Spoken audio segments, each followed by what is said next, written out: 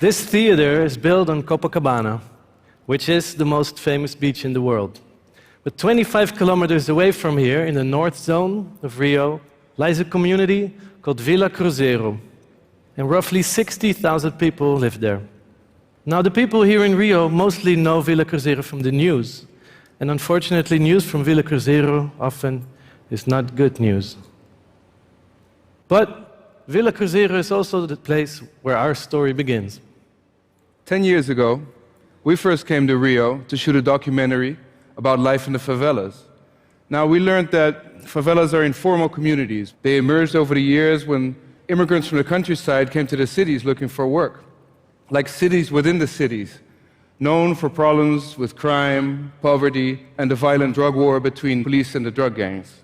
So what struck us was that these were communities that the people who lived there had built with their own hands, without a master plan, and like a giant work in progress. Where we're from, in Holland, everything is planned. We even have rules for how to follow the rules. So the last day of filming, we ended up in Vila Cruzeiro, and we were sitting down and we had a drink, and we were overlooking this hill with all these houses. And most of these houses looked unfinished, and they had walls of bare brick, but we saw some of these houses that were plastered and painted.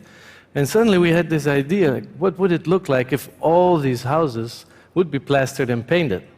And then we imagined one big design, like one big work of art. Like, who would expect something like that in a place like this? So we thought, would that even be possible? So first we started to count the houses, but we soon lost count. But somehow the idea stuck. We had a friend. He ran an NGO in Vila Cruzeiro. His name was Nanko, and he also liked the idea. He said, everybody here would pretty much love to have their houses plastered and painted. It's when a house is finished. So he introduced us to the right people, and Vitor and Mauri became our crew. We picked 3 houses in the center of the community, and we start here. We made a few designs, and everybody liked this design of a boy flying a kite the best.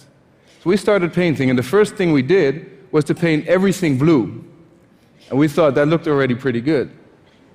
But they hated it. The people who lived there really hated it. They said, "What did you do? You painted our house in exactly the same color as the police station." In a favela, that is not a good thing. Also the same color as the prison cell. So we quickly went ahead and we painted the boy. And then we thought we were finished. We were really happy. But still, it wasn't good because the little kids started coming up to us and they said, there's a boy flying a kite, but where is this kite? We said, it's art. You have to imagine the kite. And they said, no, we want to see the kite. So we quickly installed the kite way up high on the hill so that you could see the boy flying the kite and you could actually see a kite. So the local news started writing about it, which was great. And then even Guardian wrote about it. Notorious slum becomes open-air gallery. So, encouraged by this success, we went back to Rio for a second project, and we stumbled upon this street. It was covered in concrete to prevent mudslides, and somehow we saw a sort of river in it. And we imagined this river to be a river in Japanese style, with koi carp swimming upstream. So we decided to paint that river. And we invited Rob Admiral, who is a tattoo artist, and he's specialized in the Japanese style. So little did we know that we would spend almost an entire year painting that river together with Giovanni and Robinho and Vitor, who lived nearby.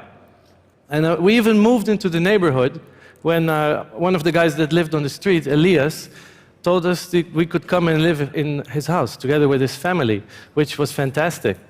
Unfortunately, during that time, another war broke out between the police and the drug gang.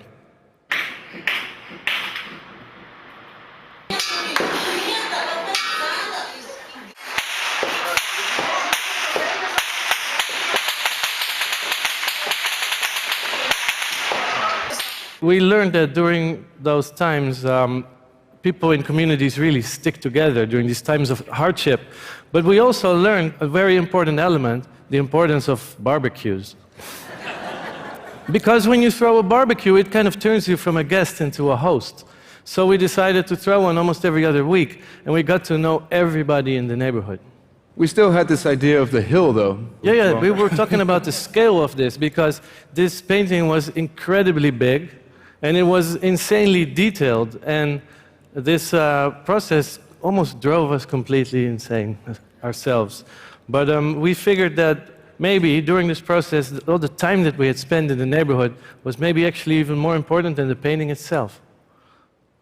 So after all that time, this hill, this idea was still there. And we started to make sketches, models, and we figured something out. We figured that our ideas, our designs had to be a little bit more simple than that last project, so that we could, paint with more people and cover more houses at the same time. And we had an opportunity to try that out in a community in the center part of Rio, which is called Santa Marta. And we made a design for this place, which looked like this. And then we got people to go along with it, because turns out that if your idea is ridiculously big, it's easier to get people to go along with this. And the people of Santa Marta got together, and in a little over a month, they turned that square into this.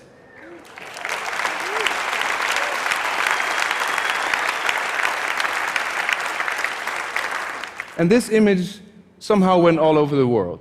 So then we received an unexpected phone call from the Philadelphia Mural Arts Program. And they had this question, if this idea, our approach, if this would actually work in North Philly, which is one of the poorest neighborhoods in the United States. So we immediately said yes.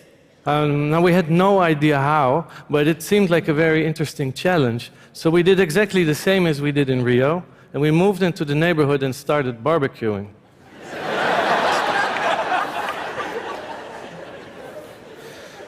So the project took almost 2 years to complete, and we made individual designs for every single house on the avenue that we painted. And we made these designs together with the local store owners, the building owners, and a team of about a dozen young men and women. They were hired, and then they were trained as painters. And together, they transformed their own neighborhood, the whole street, into a giant patchwork of color.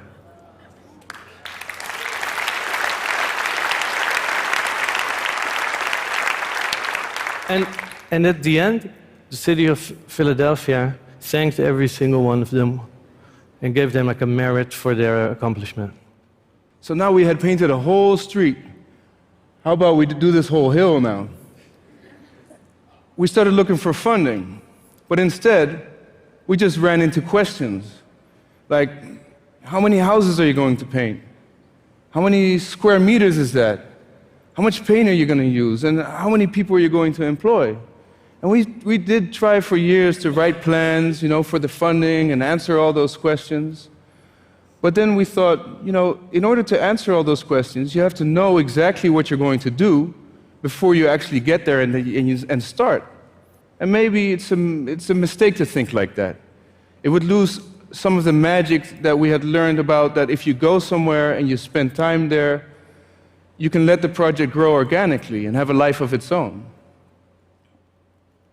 So what we did is we decided to take this plan and strip it away from all the numbers, and all the ideas and presumptions, and just go back to the base idea, which was to transform this hill into a giant work of art. Instead of looking for funding, we started a crowdfunding campaign, and in a little over a month, more than 1,500 people got together and donated over $100,000. So for us, this was an amazing moment, because now we finally had the freedom to use all the lessons that we had learned and create a project that was built the same way that the favela was built, from the ground on up, bottom up, with no master plan. So we went back and we employed Angelo, and he's a local artist from Villa Cruzeiro, very talented guy, and he knows almost everybody there. And then we employed Elias, our former landlord, who invited us into his house, and he's a master of construction. Together with them, we decided where to start. We picked this spot in Villa Cruzeiro, and houses are being plastered as we speak. And the good thing about them is that they are deciding which houses goes next. They're even printing T-shirts, they're putting up banners, explaining everything to everybody, and talking to the press. This is an article about Angelo that appeared. So while this is happening, we're bringing this idea all over the world. So like the project we did in Philadelphia, we're also invited to do workshops, for instance, in Curaçao. And right now we're planning a huge project in Haiti. So the favela was not only the place where this idea started, it was also the place that made it possible to work without a master plan, because these communities are informal. This was the inspiration.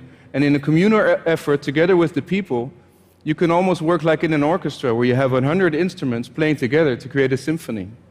So we want to thank everybody who wanted to become part of this dream and supported us along the way. And we are looking at continuing. Yeah, and so one day, pretty soon, when the colors start going up on these walls, we hope more people will join us and join this big dream, and so that maybe one day the whole of Villa Cruzeiro will be painted. Thank you.